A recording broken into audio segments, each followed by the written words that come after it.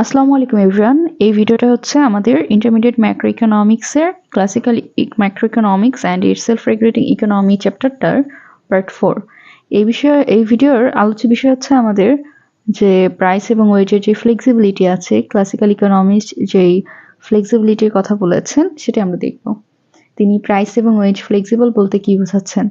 Classical ইকোনমিস্টরা মূলত বিশ্বাস করতেন যে অধিকাংশ বাজারই হচ্ছে কম্পিটিটিভ এবং সব মার্কেটেই সাপ্লাই ও ডিমান্ড কাজ করে এবং সাপ্লাই ও ডিমান্ডের মাধ্যমেই নিজেই হচ্ছে গিয়ে তারা ইকুইলিব্রিয়ামে ফিরে আসে। এখানে সরকারের কোনো প্রকার হস্তক্ষেপ থাকে না বা কারোরই কোনো প্রকার হস্তক্ষেপ থাকে না। আমরা প্রথমে লেবার মার্কেটের যদি এক্সাম্পল দিই, যে এখানে ফ্লেক্সিবল বলতে কি বোঝানো হচ্ছে সেটার জন্য আমরা লেবার মার্কেটে এক্সাম্পল দিচ্ছি যে যদি লেবার মার্কেটে সারপ্লাস থাকে তখন কি হবে? লেবার মার্কেটে লেবার সারপ্লাস থাকা মানে হচ্ছে কি যে শ্রমিক বেশি চাকরি কম। তো তখন এই যে সারপ্লাস, ক্লাসিক্যাল ইকোনমিস্ট বলছে এই যে এখানে একটা সারপ্লাস আছে, এই সারপ্লাসটা কখনোই পার্মানেন্ট হবে না। এটা একটা হচ্ছে সাময়িক একটা সিচুয়েশন, সাময়িক একটা ঘটনা এবং এটা অল্প কিছু সময়ের পরই এটা শেষ হয়ে যাবে। এটা কখনো স্থায়ী হবে না এই সারপ্লাসটা বা শর্টেজ।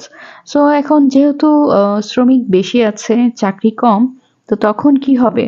তখন ওয়েজ রেটটা কমে যাবে। ক্লাসিক্যাল দৃষ্টিতে, ক্লাসিক্যাল ইকোনমিস্টদের কথা অনুযায়ী যে ওয়েজ রেটটা তখন কমে যাবে এবং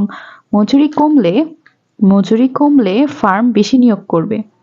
যেহেতু ওয়েজ কমে গেছে তখন ফার্ম আরো বেশি নিয়োগ দেবে, ওই সারপ্লাস থেকে আরো কিছু অংশ লেবার হচ্ছে গিয়ে জব পাবে। বাট কি হবে যে ওয়েজ রেটটা কমে গেছে আগের থেকে। তো আমরা দেখছি যে এখানে লেবার সাপ্লাই এবং লেবার ডিমান্ড সমান হয়ে যাবে, তখন আবার ইকুইলিব্রিয়ামে ফিরে আসবে। আবার এমন যদি হয় যে লেবার মার্কেটে লেবার শর্টেজ আছে, মানে শ্রমিক কম বাট হচ্ছে চাকরির চাহিদা বেশি, তো তখন কি হবে? ওয়েজ রেটটা বেড়ে যাবে অবশ্যই। এবং তখন যেহেতু ওয়েজ রেট বেড়ে যাবে তখন কিন্তু আসলে আরো বেশি মানুষ কাজ করতে আগ্রহী হবে। তখন দেখা যাবে যে আরো শ্রমিক আমি পাচ্ছি। তখন এভাবেও কি হবে যে কোয়ান্টিটি অফ সাপ্লাই আর ডিমান্ড আবার হচ্ছে ইকুইলিব্রিয়ামে ফিরে আসবে। অ্যান্ড আমরা দেন যদি দেখি যে আমাদের যে গুডস অ্যান্ড সার্ভিস মার্কেট আছে, সেই গুডস অ্যান্ড সার্ভিস মার্কেটের ক্ষেত্রেও একই নিয়ম।